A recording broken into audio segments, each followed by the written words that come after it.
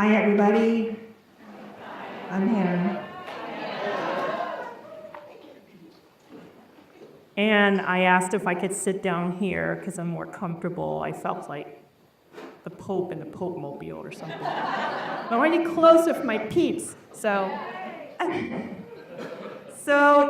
was apprehensive about taking this opportunity to speak because I spoke a few years ago. And I thought, well, they're gonna see me and go, oh, we heard her, let's go get Turpy. Let's go get. So I decided to change the focus a little bit. The last time I talked about growing up in an alcoholic home, and today I chose to talk about probably one of the biggest effects that the disease has had on me throughout my life. Anyway, a while back, someone asked me, are you a double winner? And, or dual member, or double agent spy, or gathering intel from the sister program. And someone referred to themselves as a double whammy, so that's a new one. So my immediate answer was, I wish I was. And please know I am not minimizing the disease of alcoholism or the addiction, but my distorted thinking went like this. How the disease affected me was I was addicted to men. And that is a hard addiction because do you know the amount of preparation it takes? You gotta look nice, you gotta work on your makeup, your dress, you gotta, back in the day there was no GPS, he had to study maps, where is he gonna be at this time, so I automatically show up and do my little flirtation act, and that's not even guaranteeing that I'm gonna get what I want. This is all this work. And then if there's another woman in the picture, how do I get rid of her? Where do I hide the body? It's just a lot of manipulation, a lot of work. And I think, you know what? If I could just go to the store and get a bottle of alcohol and drink it and get the same effect, that'd be so much easier. So just to introduce how I grew up is you're pretty much textbook alcoholic family. My dad was the drinker, my mom was the untreated Al-Anon, the controller, the enabler, very good at investigation, very good at solving mysteries, very put at image management, so putting that image out there, for everyone to see. So, and there was suicide in my family. My sister had taken her life at age 16, which I learned in the program is actually suicide kind of goes with the territory of alcoholism. Like jails, like rehabs, like DUIs, trouble with the law. I did not know that until I came into the program, how common it is. So it's really no surprise that happened. And how I coped with it, what affected me living in those conditions, is that I had an empty hole inside that needed to be filled with something. I didn't know it at the time. And if you AAs remember your first drink, my first drink was a boy named Tommy Jacobs. He was in my second grade class, and he was intoxicating. In second grade, boys are supposed to have cooties for years to come, but I followed him around. I made sure to sit by him at story time so our knees could touch, and just wanted to be around him to soak him up. And I know today that's not healthy. And that's how it began for me. And then fast forward to 7th grade. This is how the disease progresses. 7th grade, I was in love with this boy, and there was a girl in the picture. So my manipulative mind made up this story. I spread rumors around school that she was wanting to beat me up. Now, my plan was that I would be the victim, she's the perpetrator, he would rescue me. That was my plan. And this went around the school, and this girl came up to me. She said, I heard this rumor that I was going to beat you up, and that's not true. I really would like to be your friend. And I was like, no, you're messing up the plan. No. We're supposed to hate each other. How is he supposed to rescue me if you're being nice to me? So I pretended I was really scared of her and that she came up to me. But that's the insanity. That's the sickness. You know, I missed out on having a friend, someone who really wanted to be my friend, to fulfill this sick fantasy.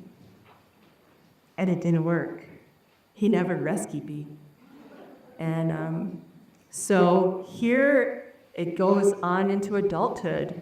And, you know, I'm playing with fire now, because now I'm having affairs. I'm cheating on my relationships. You know, someone asked me, why would you cheat on your boyfriend? He's so good. And I said, you know, my answer was more is better. More attention, more that seeking attention. And I became a mistress in other, you know, with other men. And one in particular, he was engaged. And I was the other woman. And he invited me to his wedding. And even I knew that was sick. That's insane. Are you crazy?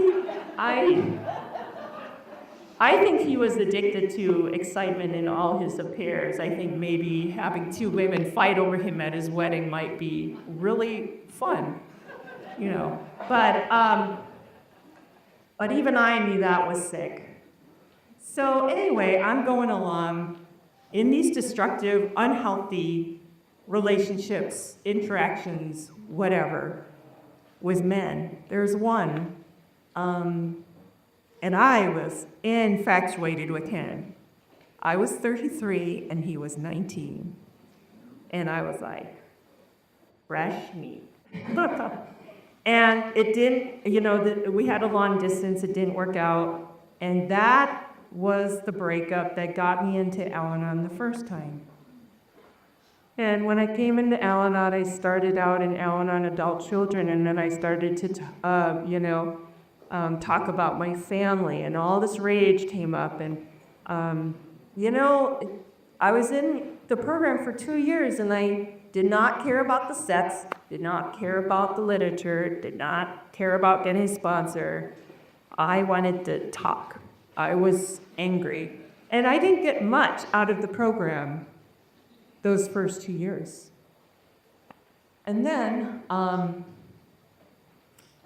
so I'm thinking God is like, okay, cue in the next guy. I know.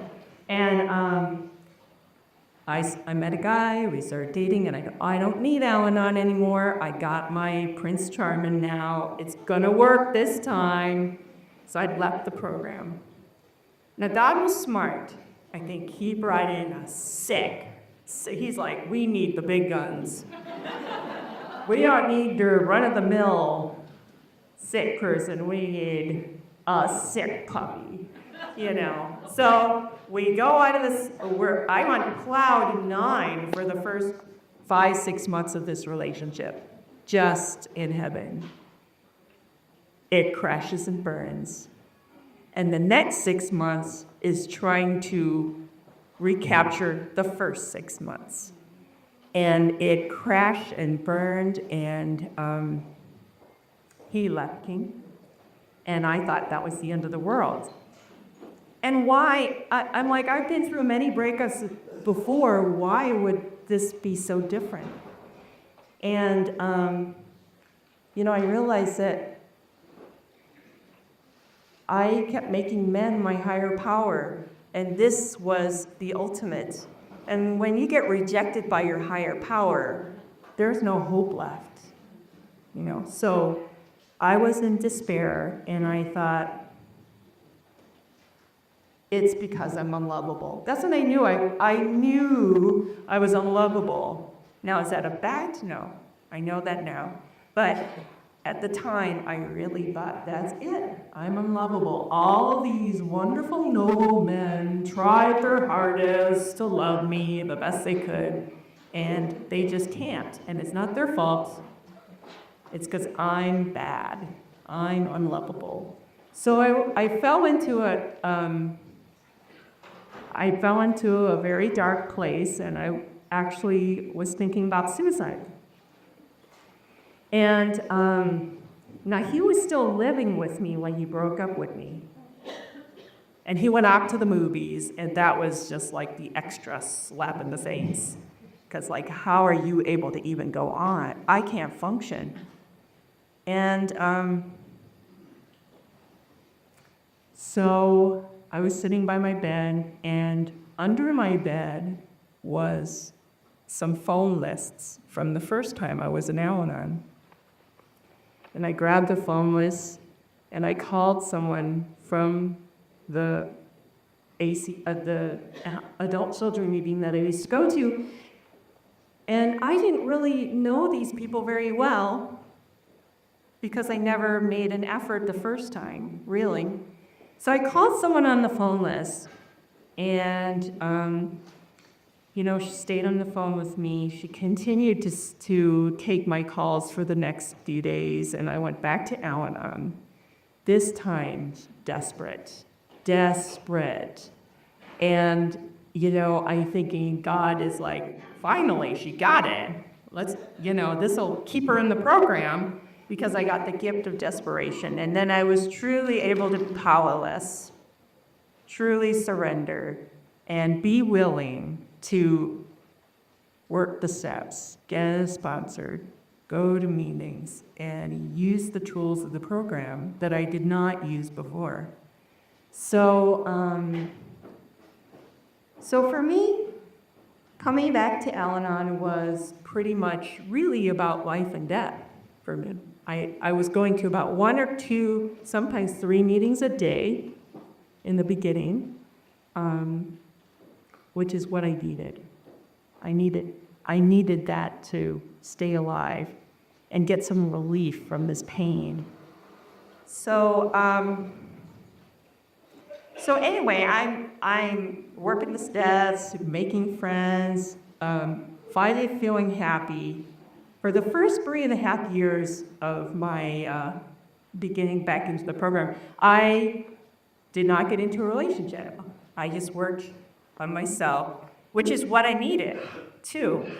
Now, that just seems impossible, that I could do life without a man. In fact, when my ex broke up with me, I said, I'm going to Al-Anon, I'll get better. Please just walk through this with me. I'll get better, and then our relationship better, and we'll be fine. And he said no. Now, the gift in that is that God was doing for me what I could not do for myself. Because I would have probably stayed with him for the next 40 years, trying to recapture those first 6 months. And that's what my mom did. So I saw that happen. So anyway, I was loving life after 3.5 years. I'm like, I'm doing sets, I'm happy, I'm going to Al-Anon events, I'm just having a fall. And I'm thinking, oh, this program is awesome, it's great, it works.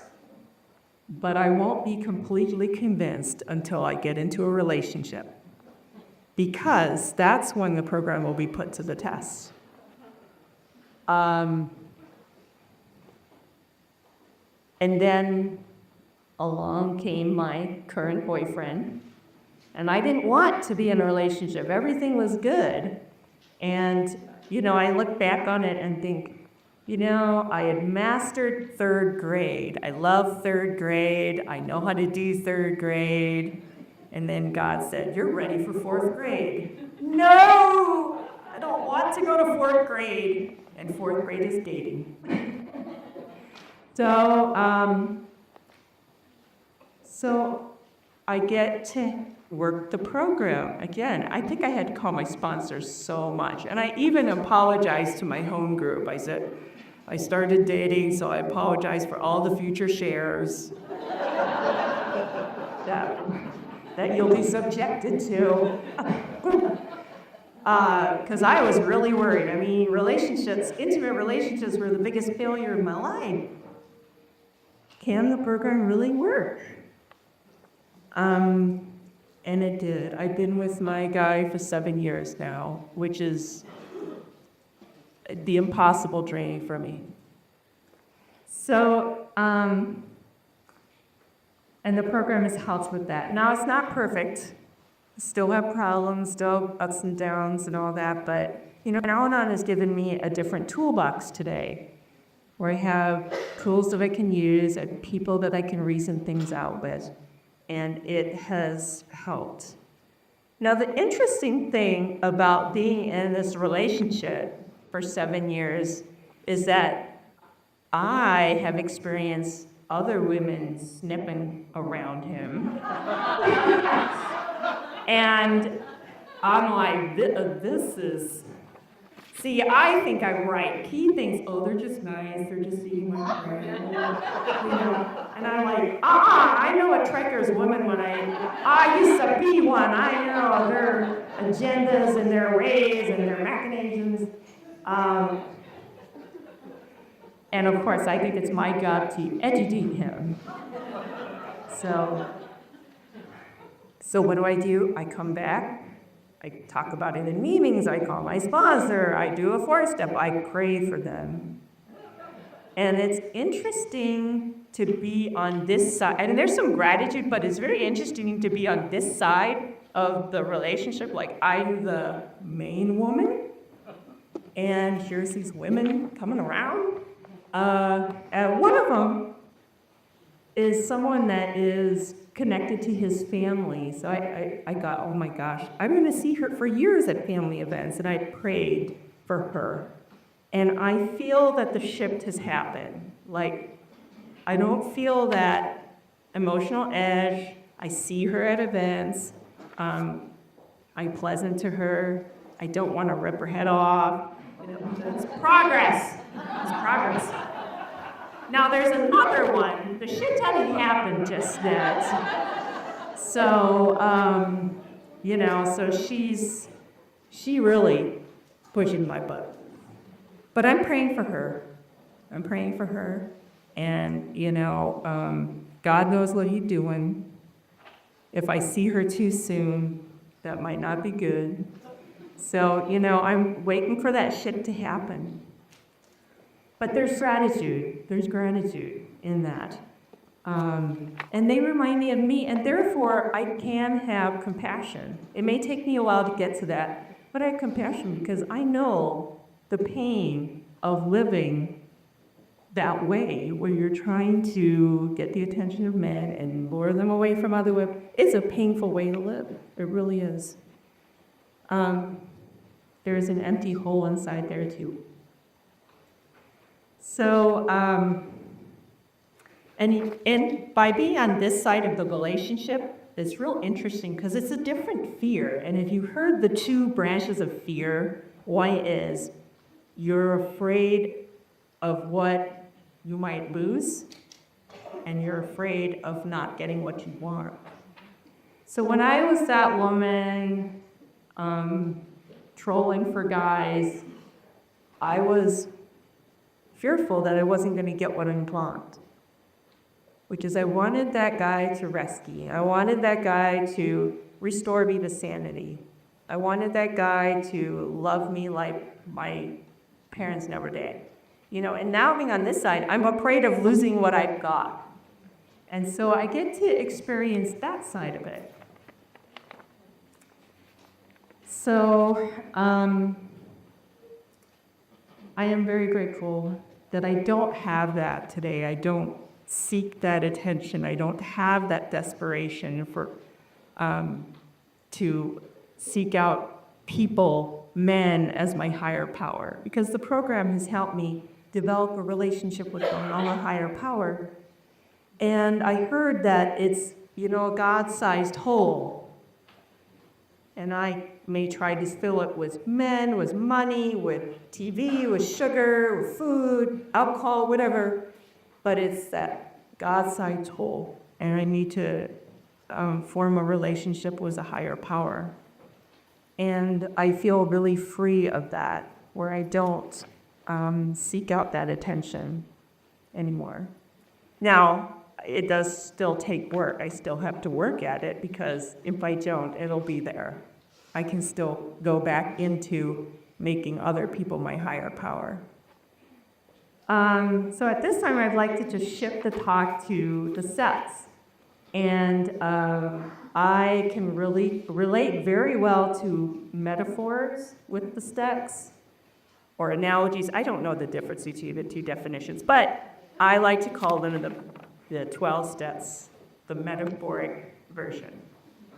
So, step 1. I'm powerless over alcohol. My life is unmanageable. And if you've all heard that analogy or the metaphor of going to the hardware store for bread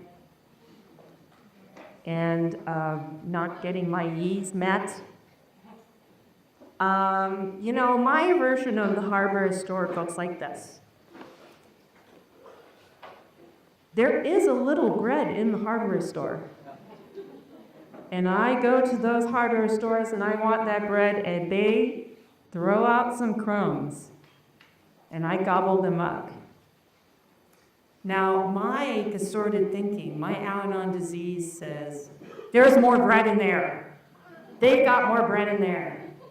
I got to go through the hardware store, through the aisles of the hammers and the nails, because there's a secret bread factory in there. I just know it.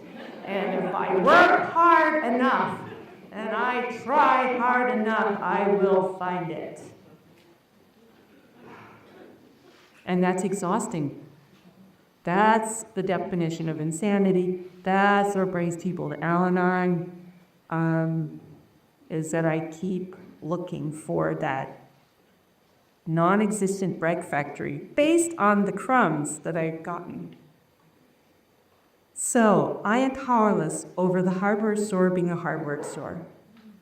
I'm powerless over my obsession that I think there's more bread in there than there is. Because that's what makes my life unmanageable, thinking there's more bread in there than there is, and not accepting that the hardware store only has crumbs. Yeah. So, that's one of my favorites. Step 2 is often referred to the hope step, that came to believe that a power greater than me could restore me to sanity. And I'm not sure if it's in our readings or if I heard it or read it somewhere else, but there's the analogy of watching a tightrope walker walk across a tightrope with someone in a wheelbarrow. So they're pushing someone in a wheelbarrow on the tightrope. And I'm in the audience, I'm looking out going, oh my gosh, it can be done. Look, it can happen. By watching you, I saw, oh, recovery can happen. So I'm like, there's hope. There's hope. Now, being a newcomer, my sick thinking still says, oh yeah, God loves you, but not me. God hates me, but he loves you. The program works for you, but not me. So I still was showing up, and that's the I came, just show up at the meetings, just show up, suit up, show up. I came to, light bulbs are going off. I came to believe, the spiritual awakening. So I see that it can happen. I can see God pushing someone in the wheelbarrow on the tightrope. Okay, step 3, made a decision to turn my will and my life over to the care of God as I understand Him. 3 is often referred to as the trust step. Okay, it's great if I'm sitting down here in the audience and watching you, but then step 3 says, put yourself in the wheelbarrow. Oh, shit. Oh, that's a whole new level of, trust. I mean, I'm fine down in the audience watching someone else go up there, but okay, I had to get in the wheelbarrow and trust that God is going to walk me across that tightrope. And I can't do anything about it. I have to sit there. And this is, daily work, to carry my will and my life over to the care of God. Because a lot of times I don't want to. Yet I do. So it's that struggle that I keep working with is turning my will and my life over every day. Step 4, made a searching and careless moral inventory of ourselves. I did the blueprint for progress with my first sponsor. When I got my second sponsor, I did the Alcothon 4-step. And this is something that I cannot do by myself. When I first came in the program, I bought that blueprint for progress. I'm like, I can do this myself. I did a zillion self-help workbooks, and couldn't. It didn't help. I was in more despair. And, I learned in the program, well, there's 3 steps you have to do first. And then to do the 4th step with a sponsor. And my analogy for this is, has anyone seen The Dog Whisperer? That TV show with the guy who knows dog psychology and he trains dogs. And his name is Cesar Millan. And so his method is he has that keen sense to be able to see a dog do very subtle movements, like the ears twitch or something before the dog spirals into fear and then panic and then into attack mode. So he can sense that. And when he senses that, he does the notorious, that he does that little to the dog's neck. Okay, well, he does that. And what that is supposed to do is interrupt the brain from that pattern before it goes down into panic, fear, attack mode. But he stops the brain so he can change the direction of the thought process. And that's what my sponsor does for me. For example, I called her up on bitching about my neighbors and they're so stupid and I can't believe they did this. And she says, where's your David Reader? Well, they did this and that, and she says, pick up your David Reader, pick up your book. Look in the index. There is nothing in the index that's going to help me. There is nothing in there that says something about how to deal with stupid neighbors. And that hurt. She stopped me before I went down into homicide. Open the door to homicide. You pick up that book, and I'm resisting. See, I'm resisting. Go to the index. Another one. Still resisting. There's nothing in a book about stupid neighbors. She says, let's work up detachment. Let's look out something I'm letting go. All right. Open up. We read it together. And then by the end, talking about it, let's go paragraph by paragraph. What sticks out for you? What does this mean to you? And I'm calmer. And I need help. I can't do that by myself. I'm not good at picking up literature when I'm in the midst of wanting to commit homicide. I need that. So, I need that help of a sponsor. I need the help of calling you guys when I'm in that crazy place. Okay. Step 5. Okay. There was an Al-Anon convention up in Cresta a couple years ago, and there was this amazing workshop called Working the 12 Steps in 15 Minutes. Anyone remember that? Anyone go to that? Yeah.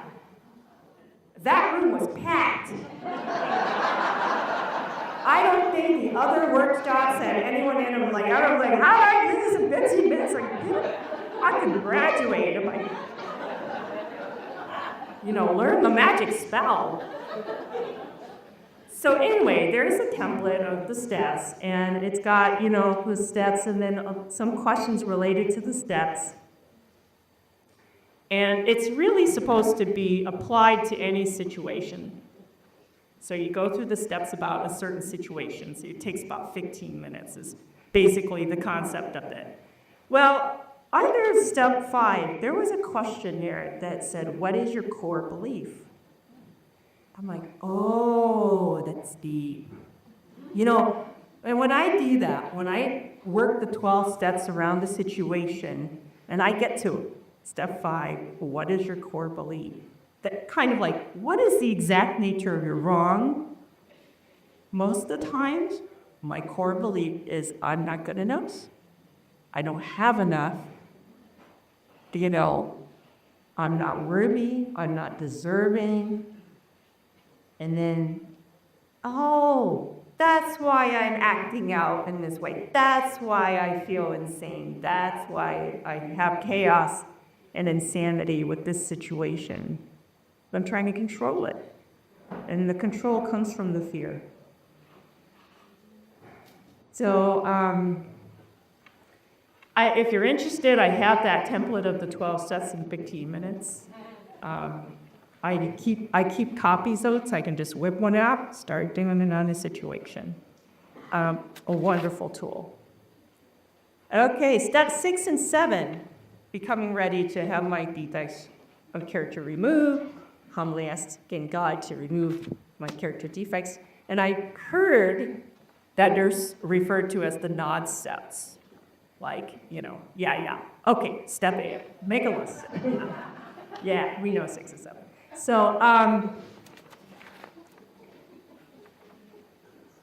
So there's a great analogy that if I don't work my program, the disease is out in the parking lot doing push-ups, ready for you to come back. And I believe that's true because if I miss meetings, you know what you do when you miss meetings? Or you don't pack your sponsor for a while, or you just don't do your readings for a while? I start to get a little crazy again. I start to control. I start to have expectations. I start to make other people my higher power. So, humbly asking God to remove my character defects. I really have to work on that every day. Sets 8, 9, and 10. Amends. I started off my first time doing my amends. I paid back the previous employers I used to steal from. And I got, that's easy. They're faceless corporations. Part of me was like, why do I got to pay them back? They don't need the money, But it's about me. The amends is about me and my program.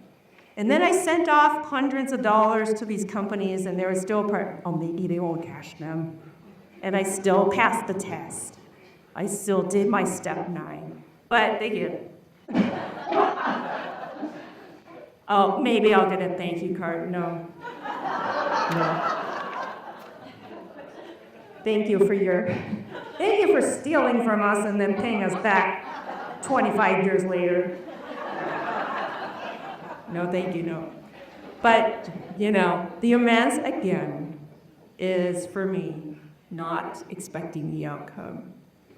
I want to talk about the living amends because, being the other woman with men who were married or in other relationships, and these women, other women, these wives, these girlfriends, I was never caught. Thank God. I mean, I think people were comfortable over this stuff. It's not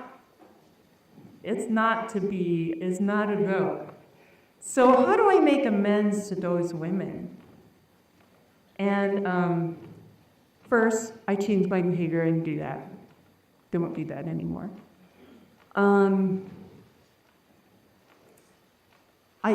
There was a story about a guy that I used to know and used to work with. We ran into each other last summer, and he was someone that I had a mad crush on back in the day. And he was with his wife and his kids. And he came up and hugged me. Oh, guys, so great to see you. How are we doing? And I'm hugging back, and I'm thinking of the wife. Now, I never thought about the wife. This is progress. I thought about her and thought, maybe she doesn't know who the hell I am, and what is her husband doing? And I made the effort to sit down with her. I introduced myself. I called her. We used to work together. I asked her questions about her kids. And that's how I changed my behavior today.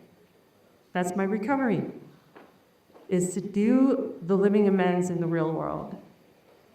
And my sponsor also told me, the women friends that you have now, because I could be friends with women in the past. It's amazing, the women friends that I have now, the love that you have for them today, the way you treat people today, the way you honor women today is your amends. I do want to say that just adding in that when I told my first sponsor, I was really afraid to tell her about all these things I did with men. She seemed like, just this upstanding, mature, nice, respectable person, and I did not want to tell her the stuff that I did and the demoralizing things I did. And I told her, and her response was, of course you did those things. You were desperate for love. How else would you have acted? That relieved a lot of guilt for me. And I think about that. People, these women who snip around my guy, they're desperate for love. They're desperate for love. Okay. Step 11. Prayer and meditation, and praying for God's will, not mine. I had a recent conversation with a sponsee, and I was telling her about a speaker who talked about, when you let God into your life, like, okay, I'm going to invite God into my life, do your will. And it's like my life is a building with cracks in it, and the floors are crooked, and the windows are offset. And I invite God into my life to help fix those cracks, straighten out the windows, level the floors. And God says, oh, she invited me in. He takes the wrecking ball and smashes the whole building and says, we got to start over with a solid foundation and build on that. So sometimes what can seem like crisis is God's wrecking ball, getting rid of the wreckage to create something new, better, stronger, healthier for me. Okay. There's also great analogy. I love dogs. I'm a big dog person, so I have a lot of program stuff connected with dogs. My dog teaches me a lot about programming.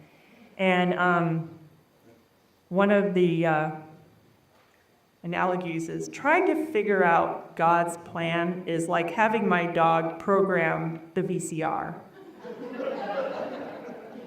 And I think my character defect is I'm trying to figure out God's plan. What does it want me to do? What am I supposed to do? Am I supposed to do this? And he said that. This came into my life. I'm supposed to do them. And there's a great saying that figure it out is not an Al-Anon slogan. Dang! Really? What am I supposed to do with all my time then? If I'm not figuring something out. There's another analogy with a dog for I think step 3 is the dog goes out to play in the backyard every day at 4 o'clock. The owner lets the dog out every day at 4 o'clock. Well, one day there's construction in the backyard, so the owner does not let the dog out at 4 o'clock. The dog is confused, angry, mad. What the hell? It's 4 o'clock. How does the dog react? The dog can be mad, angry, bite the owner. The dog can force its solution and bust through the door anyway and go outside. Or the dog can trust that the owner has its best interests and relax. Okay, step 12, having had a spiritual awakening as a result of these sets.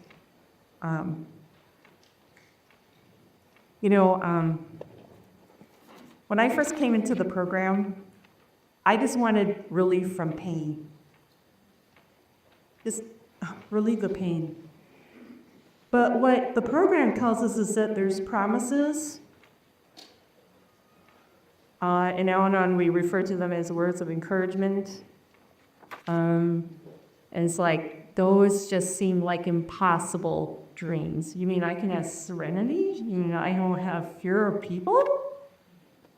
What? And they just seem too lofty, just dreamy, And the thing is that you do say, those start to happen. And I have a fitness instructor, and she's good. She's like, you're doing your crunches, you're doing your leg lifts, you're like on your 84th leg lift, you're like, everyone in the class is groaning, and she's like, this is where the magic happens. Our class actually got her a t-shirt that said, this is where the magic happens. So, it's the same thing. It's like, I work this program, and it's painful sometimes. It's painful sometimes. There was a newcomer a couple years ago. We were in a meeting, and at the end of this meeting, they do read the Al-Anon promises or words of encouragement. And after a meeting, this newcomer came up to me and said, I don't think I'm smart enough to be in his program. Those promises are too hard. And God was speaking through me, because I just said, it doesn't matter how smart you are. It matters if you're willing. And she's still in the program and thriving. And I'm so grateful for that. So anyway, I remember hearing as a newcomer, someone in the program saying, if I don't practice the principles of the program, then I am practicing the principles of my family of origin. I was like, oh, okay, all right, I'll come back. Right. Oh, uncle. Because keep coming back. But when you put it like that, I was like, oh, dang. Because I am scared of going back to the way I was living, doing the things I was doing. And so I keep coming back. I keep coming back because I don't want to have a crisis bring me back. I want to keep maintaining this program. I don't want to just come back when there's crisis. I want the promises that the program says that I can have. So for you, I say, keep coming back. This is where the magic happens. Thank you so much for sharing.